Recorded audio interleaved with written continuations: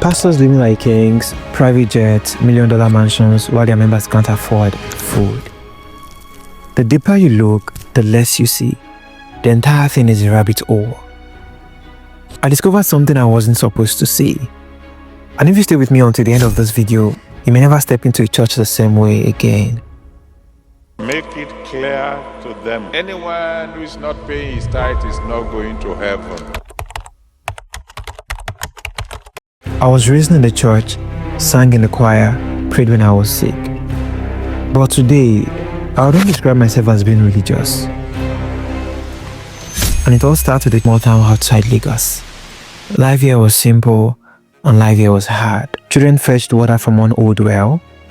Farmers worked all day but still went to bed hungry. Mothers cut old clothes into pieces just to cover their children. And then one day, a preacher came to the town. They said he could speak to God.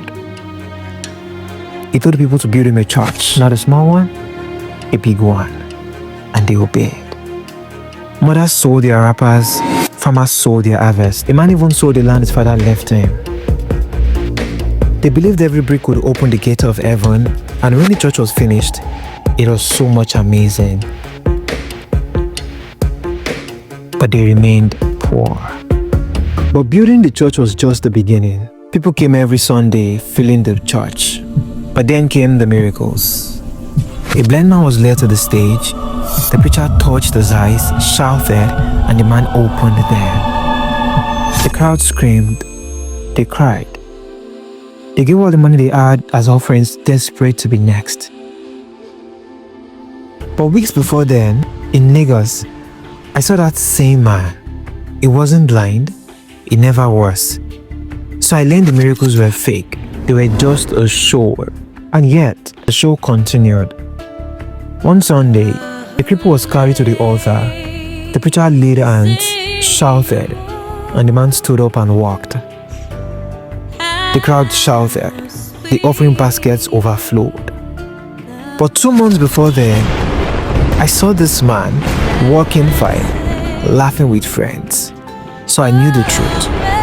The miracles were rehearsed. The actors were the same. They just moved from town to town, and it didn't stop.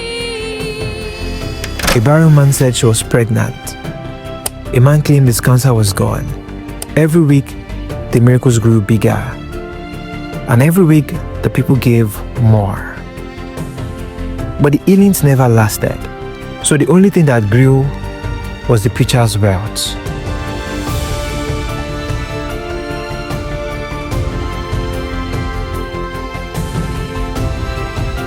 Then came the promises. The preacher said God could do more than healing. And he said God wanted them to be rich. God wants you to prosper, he shouted. If you plant a seed, God will give you a harvest. At first, people gave out what they could. A few coins, a little food. But soon, they started giving more. Farmers gave out all their crops. Mothers gave their jewelries. One man gave out his rent money. And when the rent was not paid, his family was thrown out. But the preacher came the next Sunday in a new car, wearing a new suit. The system fed on hope. And the cruelest part, the more people lost, the more they gave. If the blessing didn't come, they were told it was their fault. Their faith wasn't strong enough. So they gave again, and again, and again.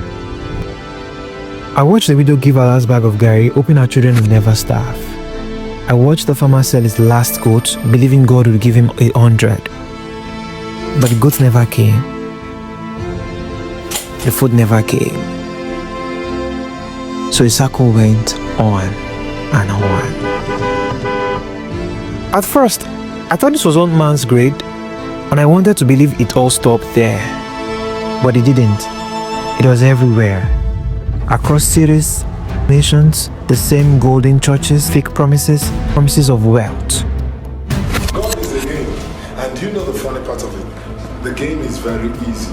If you cannot make what you have to offer clear enough, people are not going to be enticed. And the preachers were not poor men. They lived in mansions, flew in private jets. Some even had their own airports. But how could men of God live like kings while their people starved? So I followed the truth. And what I found was worse.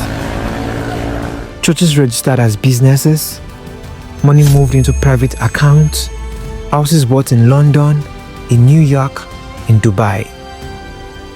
And back home, families sold their homes, children left school, mothers died in hospitals they could not pay for after giving all they had to the church.